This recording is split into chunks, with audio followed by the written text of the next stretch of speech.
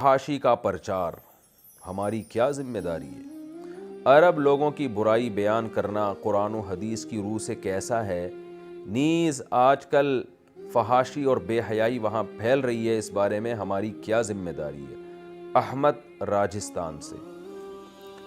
دیکھیں، عرب لوگوں کی برائی بیان کرنے پر میرے علم میں کوئی حدیث نہیں ہے جس میں عربوں کی برائی سے منع کیا ہو۔ ہاں، یہ ضرور ہے، قرآن نے کسی بھی قوم کو برا کہنے سے منع کیا ہے۔ لا یسخر قوم من قوم عسى ان یکونوا خیرا منهم، کسی قوم کا مذاق نہ اڑاؤ، ہو سکتا ہے وہ تم سے بہتر ہو۔ تو عربوں میں آج بھی بہت ساری خوبیاں ہیں۔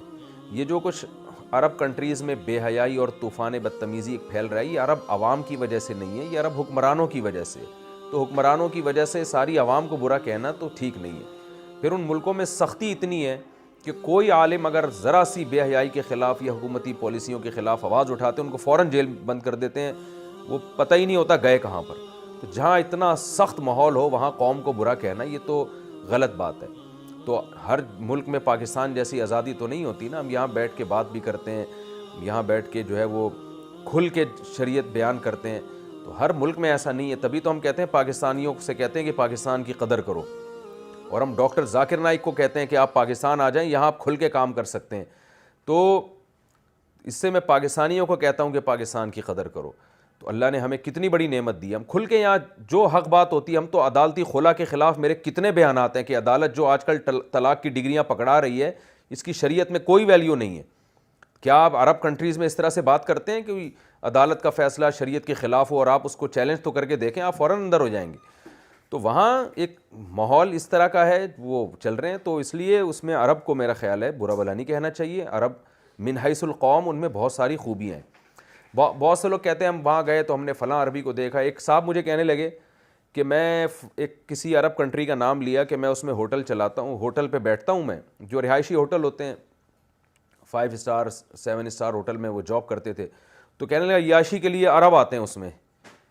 تو میں نے کہا آپ بیٹھے عیاشی کے اڈے پہ ہو، تو جو عیاش عرب ہیں آپ کو وہی نظر آئیں گے۔ آپ ذرا حرم میں جاؤ اور مسجدوں میں جاؤ تو وہاں بھی آپ کو نمازوں میں روتے ہوئے بھی عربی نظر آئیں گے۔ تو آدمی جس جگہ بیٹھا ہے وہاں تو جو عیاش آدمی ہے وہی آئے گا نا۔ تو آپ پھر یہ فیصلہ کرو کہ سارے عرب ایسے ہوتے ہیں تو بہت غلط بات ہو جائے گی۔ ایک صاحب کہنے لگے تھائی لینڈ میں نے دیکھا عیاشی کے لیے عرب آتے ہیں۔ یہ نہیں کہو کہ عیاشی کے لیے عرب آتے ہیں، آپ یہ کہو کہ جو عربوں میں جو عیاش لوگ ہیں وہ وہاں آتے ہیں۔ اس سے پوری قوم کو آپ کہنا کہ پورے عرب عیاش ہوتے ہیں، یہ بالکل غلط ہے۔ عربوں میں بہت آج بھی الحمدللہ بہت دینداری ہم نے دیکھی ہے، نمازوں میں رونا، تلاوت میں رونا، گناہوں سے بچنا، اور والدین کی فرما برداری اور بوڑھوں کا احترام، یہ من حیث القوم سخاوت، یہ سب چیزیں آج بھی بہت بھرپور طریقے سے ہیں۔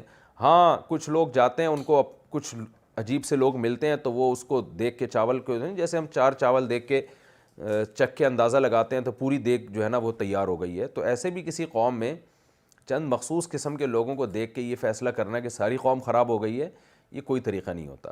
کسی بھی قوم کے کلچر کو، لوگوں کو سمجھنے کے لیے ضروری ہے آپ اس قوم میں طویل وقت گزاریں، ان کے گھریلو ماحول کو جا کے دیکھیں اور ان کے عام لوگوں سے ملیں، عام لوگوں سے، تو متوسط درجے کا طبقہ اس میں رہیں جا کے، تو پھر کسی قوم کو سمجھنے میں آپ کو مدد ملے گی۔ تو چند لوگوں کو دیکھ کے فیصلہ کر دینا ٹھیک نہیں ہے۔ تو عرب میں جو عیاشی ہو رہی ہے یہ ان کے حکمران ہیں جو اس طرح کی حرکتیں کر رہے ہیں، اللہ ان کو ہدایت دے۔